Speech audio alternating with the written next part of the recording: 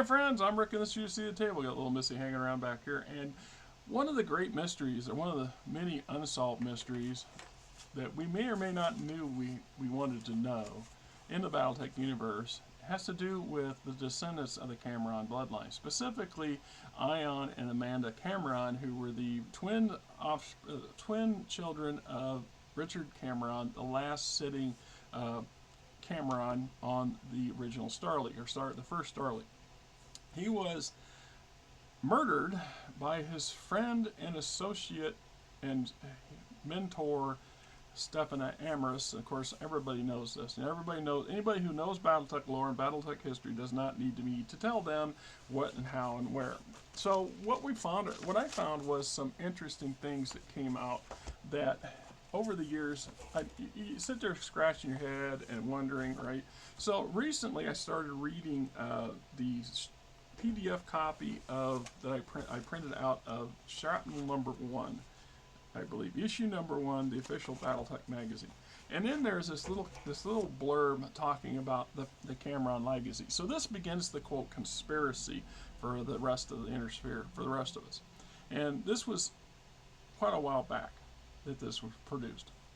So the rumor claimed that Richard Cameron, last Lord of the First Starleague, survived the Throne Room Massacre, Richard Cameron's children survived the Throne Room Massacre and were spirited off the planet. And the claims came about from Comstars, somebody from the Word of Blake who released a bunch of supposedly blacklisted or secret stuff that Comstar had been sitting on for centuries. And if we consider Comstar from that perspective, one of the beautiful things I always loved about Comstar is in many ways it become the uber child of the Catholic Church. Now what I mean by that is there's elements of society who really believe that the Catholic Church, specifically the Vatican, is sitting on a vast treasure trove of information and historical facts. Things that they choose to not share for many reasons that we will never truly understand, and perhaps many reasons that most of them don't understand by today either. So there would be things that would be very crippling or demanding to their faith, or damning to their religion or their institution. Then there's other stuff. It's like the mythical or fabled lost Library of Alexandria. So this library was supposed to be the most premier college institution of its era. Its version of a university / massive data dump that was lost to the sea, burned to the ground by invaders. It depends on who and when and where you hear the story. And then this is repeated over in history. And then there are people who will sit there and say, oh, this is all bunk and BS and stuff. And I will I will point them to the late 30s, early 40s Britain, or Germany, when the Nazis were in power.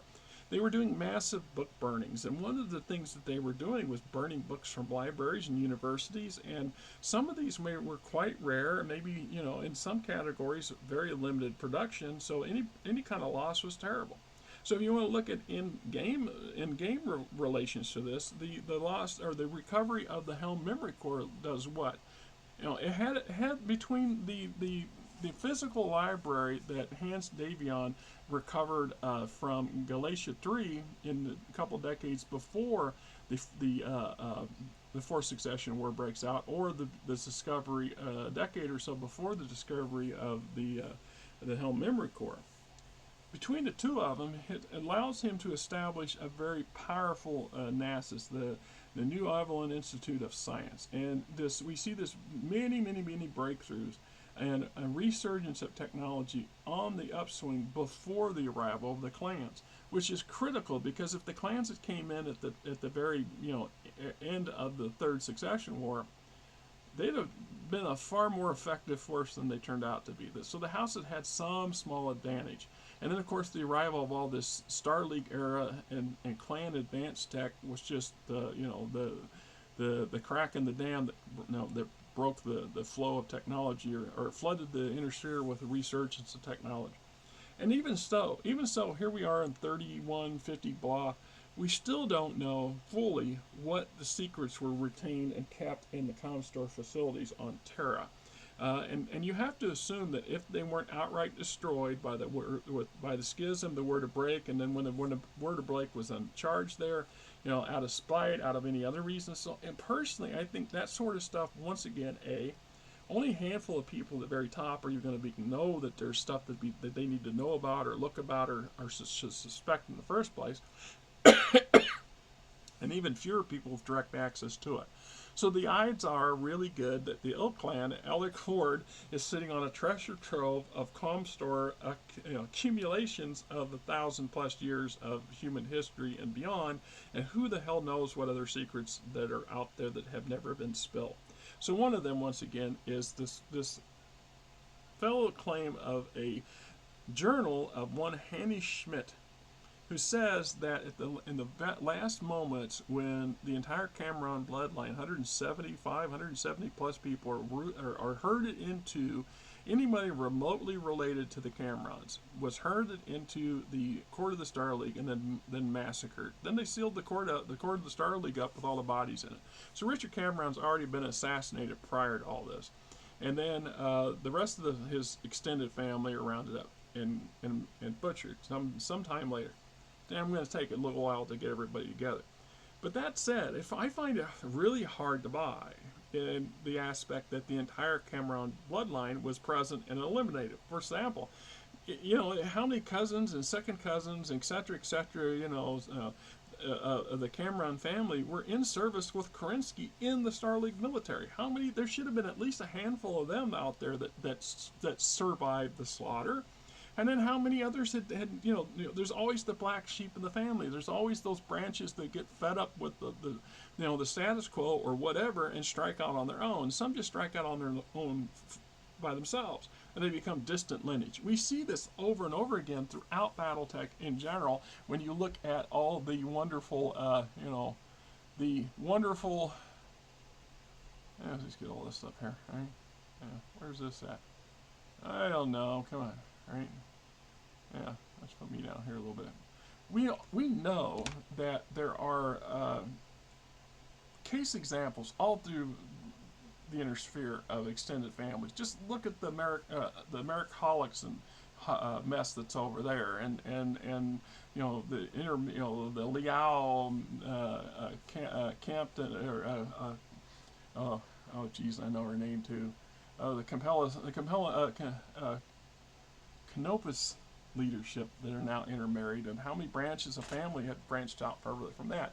To carte blanche, look, every single Cameron was whoever existed at that time with the family had been brung in from all the four corners of the cosmos, willingly or unwillingly thrown in that throne room and butchered at the same time, is disingenuous at best.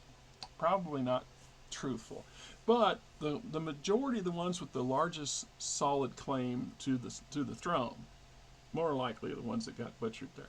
And I have no problems with that. We're not arguing that. So it's saying that that there were 2 children, and officially Ion Cameron was the only one or Amanda Cameron, the daughter, was the only one officially in canon.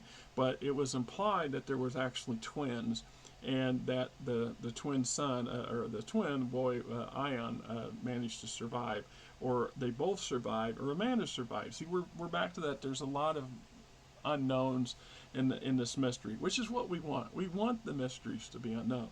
So the story goes is that certain retainers and some elements, with the help of somebody from the House Davion, managed to ghost these people off the planet, and they did so by reaching a drop ship, specifically a Colossus named the SOS Abyss, and they managed to get off of Terra ahead of Amaris's execution squads, or with Amaris's people in hot pursuit. But I also put into the argument, well, if there was a born children of these twins that nobody knew was a twin, then what they have known to be looking for them in the first place. I don't know.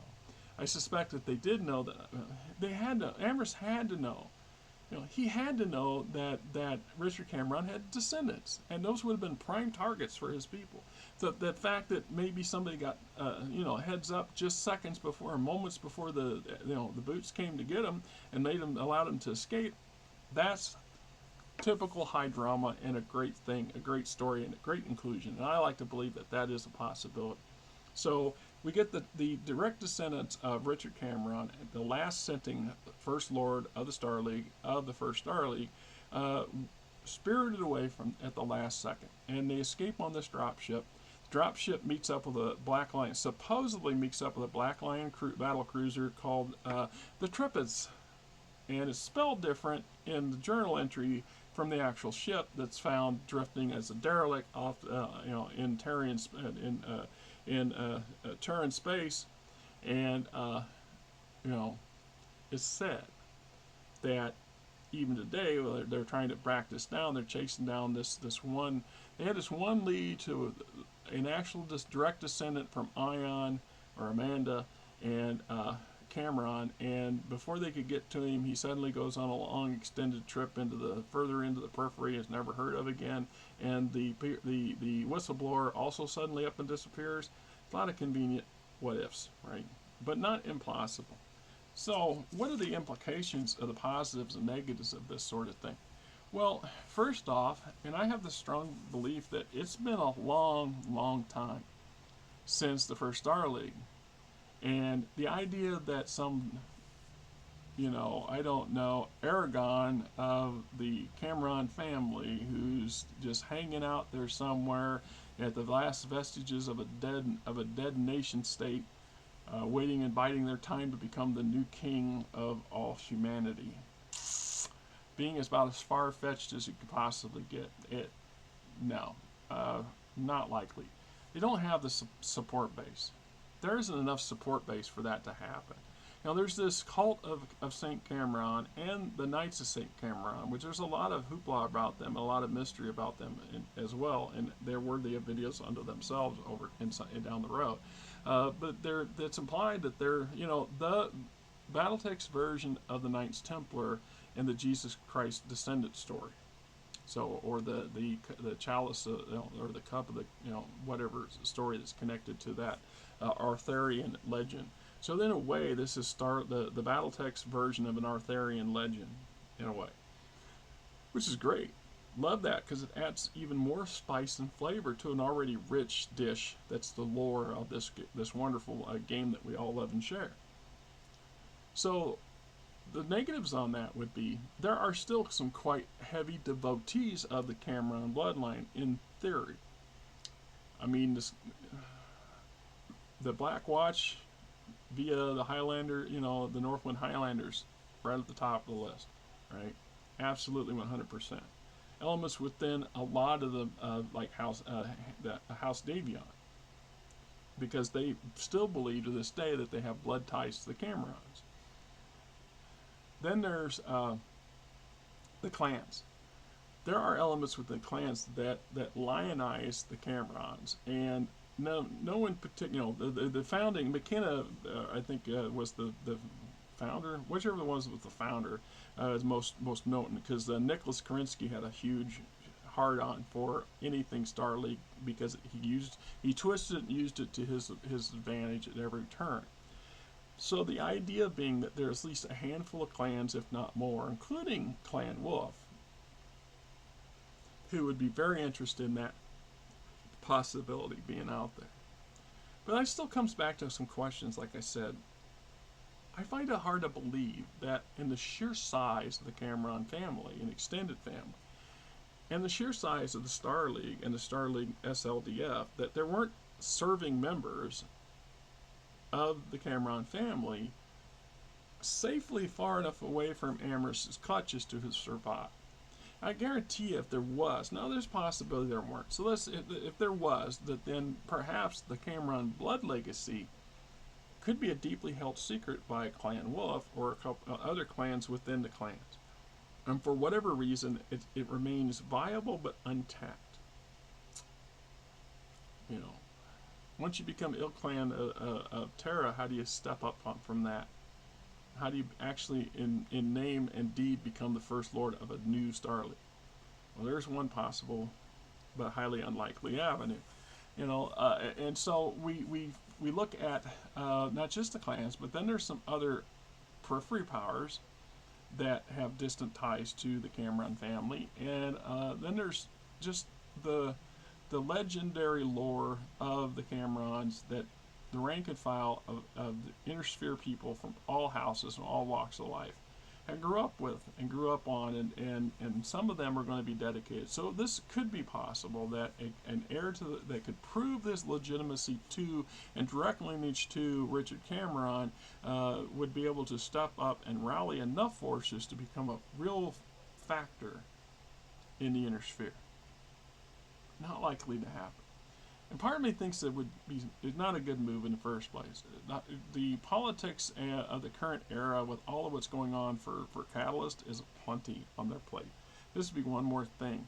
The fact that they even allowed this to, somebody allowed this to show up in a Shrapnel magazine just gives, that possibility. That's what I love about so much of this stuff, is the possibilities of the what if and what you can do with your own personal BattleTech experience.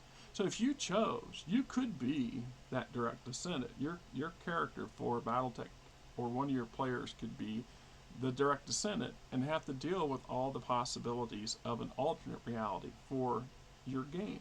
That's a great thing. That is a beautiful brain teaser that somebody used their head about and really gave it some thought, which is one of those things where you go, why didn't we think of that kind of stuff? It just goes on and on and on. Where's I got here? Yeah, there we go. We got to get rid of him. Get rid of him.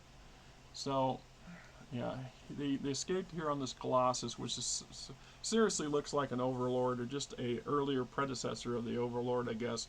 And then the docks up with the Trippus supposedly, and then escapes. Great story, great lore, fantastic possibilities. Endless. Probability, not very high. Not very high in my personal opinion. But I like this sort of stuff. And who knows? Some future writer down the road might play into that. You just never know where the drop ship's going to drop. Till next time, I'm Rick. It just irritates me to no end.